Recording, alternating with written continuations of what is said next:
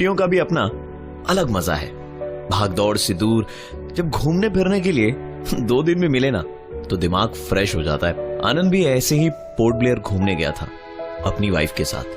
बहुत दिनों से एक हॉलिडे प्लान कर रहे थे लेकिन पॉसिबल ही नहीं हो पा रहा था। जैसे ही लॉन्ग वीकेंड मिला दोनों निकल पड़े और सुबह पहुंच के वहां होटल में चेक इन किया ही था कि आनंद का फोन बजा। फोन घर के लैंडलाइन से था। घर पे तो कोई था ही नहीं क्योंकि घर में आनंद और उसकी वाइफ सलोनी के अलावा और कोई रहता ही नहीं था। अगर घर पे कोई नहीं था तो फोन कैसे आ रहा है? आनंद ने झट से फोन उठाया लेकिन कई बार हेलो हेलो कहने के बाद भी दूसरी तरफ से कोई आवाज नहीं आई। आनंद ने तुरंत अपने दोस्त रवि को फोन करके घर चेक करने को बोला। रवि ने चेक करके कंफर्म किया कि सब कुछ ठीक है, दरवाजे पे ताला भी लगा हुआ है, मेरे ख्याल से कोई दिक्कत की बात नहीं है। आनंद ने भी इस पर इतना ध्यान नहीं दिया और घूमने फिरने में लगा रहा। सलोनी परेशान न हो जाए इसलिए उसने सलोनी को कुछ नहीं बताया। सारा दिन घूम फिर के थके हारे सोने जा ही रहे थे कि आनंद का फोन एक बार फिर बजा। दोबारा घर के लैंडलाइन से ही था और इस बार दूसरी तरफ खामोशी नहीं थी। इस फोन कॉल पे उसे दूसरी तरफ से सांसों की आवाज सुनाई दे रही थी। आनंद ने हड़बड़ में फोन स्विच ऑफ कर दिया। अगले दिन सुबह जब फोन स्विच ऑन किया तो करीबन 15 मिनट के बाद फोन एक बार फिर से बजा और फोन घर के लैंडलाइन से ही था। आनंद ने फोन उठाया तो उधर से एक आवाज आई, मुक्ति दो राजा। इस बार आनंद ने बिना टाइम वेस्ट किए सलोनी को अब तक घटी सारी बात बताई और दोनों अपने घर की ओर निकल पड़े। घर पहुंच के दरवाजा खोला तो सामने दीवार पे लिखा था, मुक्ति दो राजा।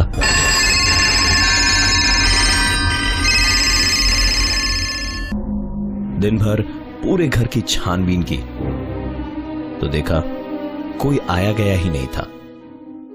पास में रहने वाले दोस्त रवि से दोबारा पूछा तो उसने भी बताया कि किसी भी तरह की हलचल ना उसने देखी ना सुनी। रात को जब आनंद और सलोनी सोने गए तो आनंद ने लैंप की रोशनी में देखा कि उसकी अलमारी का हैंडल अपने आप धीरे धीरे खुल रहा था। आनंद उस अलमारी के हैंडल को देख ही रहा था कि उसका मोबाइल बजा। नंबर देखा तो एक बार फिर नंबर हॉल में रखे उसके लैंडफोन का था। आनंद उठ के हॉल में गया तो देखा फोन वैसे का वैसे ही पड़ा है। उसने फोन उठाया तो दूसरी तरफ से आवाज आई, मुक्ति दो राजा। इस बार आनंद अपना पेशेंस खो बैठा था। फोन की लाइन डिस्कनेक्ट कर उसने पीछे से तार निकाला और कहने लगा, तुम जो कोई भी हो मैं तुमसे डरता नहीं।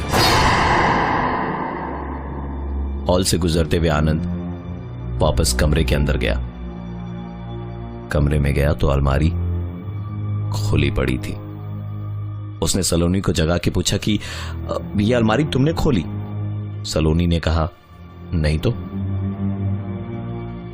आनंद उस अलमारी की तरफ आगे बढ़ा और अलमारी का दरवाजा बंद करते हुए बोला, मैंने कहा ना कि मैं डरने वालों में से नहीं हूं। तुम जो कोई भी हो मैं तुमसे नहीं डरता। आनंद अलमारी के दरवाजे को बंद करके बिस्तर पे लेटा ही था कि वो फोन जिसकी लाइन थोड़ी देर पहले वो डिस्कनेक्ट करके आया था, वो फोन बज उठा।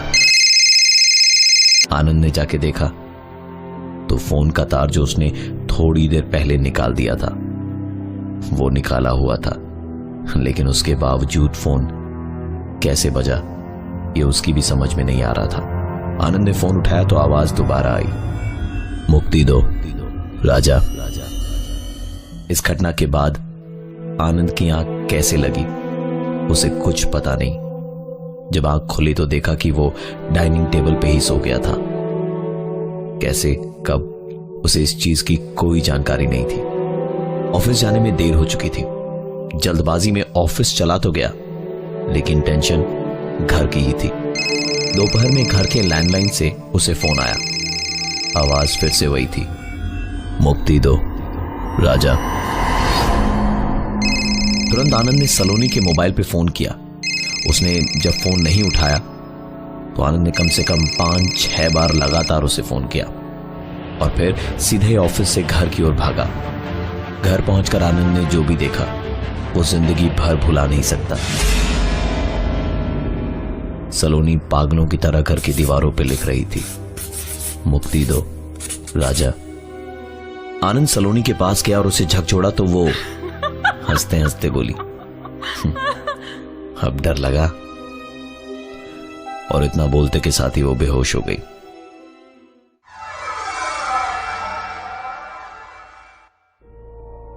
आनंद उसे उठाकर बेडरूम में ले गया और तभी हॉल में रखा लैंडफोन बज उठा। दूसरी तरफ से फिर वही आवाज आई, मुक्ति दो राजा। कमरे में दौड़ता हुआ वापस गया तो देखा सलोनी पलंग पे सर झुकाए बैठी थी और उंगली अलमारी की तरफ उठाए हुए थी। यह अलमारी आनंद ने एक एग्जीबिशन से बड़े ही शौक से खरीदी थी और यही कारण बनी उसकी जिंदगी की सबसे बड़ी परेशानी का। पूरी अलमारी में खोजबीन करने के बाद भी जब आनंद को कुछ नहीं मिला तो उसने गुस्से से अलमारी पर लात मारी कि तभी एक आवाज आई, जैसे अलमारी में नीचे के खाने में कुछ बंद हो। इस पुरानी अलमारी में नीचे की तरफ एक खांचा बना हुआ था। वो खोलने पर उसमें से एक डब्बा निकला। उसमें शतरंज की गोटियां थी। सारी गोटियां ठीक थी सिवाय राजा वाली गोटी के। ये गोटी थोड़ी सी अलग लग रही थी। आनंद की परेशानियां बढ़ती जा रही थी। सलोनी लगभग पागल सी हो चुकी थी। रोज कुछ ना कुछ होता जो आनंद को और ज्यादा परेशान कर देता। साइकियाट्रिस्ट, डॉक्टर, सबको दिखाया पर कोई फायदा नहीं। घर की पूजा भी करवाई लेकिन फायदा नहीं हुआ। फिर किसी ने एक तांत्रिक बाबा के बारे में बताया। दोस्त के सुझाव पर उस तांत्रिक को घर पे बुलाया गया। उन्होंने शतरंज की गोटियों को देखा तो राजा की गोटी को देखते ही बोले, यही है आपकी समस्या की जड़। मेरी बात पे यकीन ना हो तो टेस्ट करवा के देख लीजिए इसका।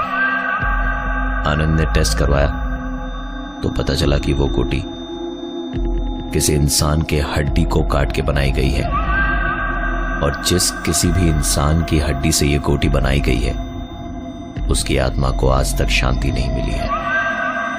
आनंद ने वैसा ही किया जैसा उस तांत्रिक ने बताया था। विधिवत अंतिम संस्कार करने के बाद ये सारी घटनाएं बंद हो चुकी थी। आज आनंद और सलोनी आराम से हैं। सलोनी को अपनी दिक्कतों से और शायद उस राजा को इस दुनिया से मुक्ति मिल ही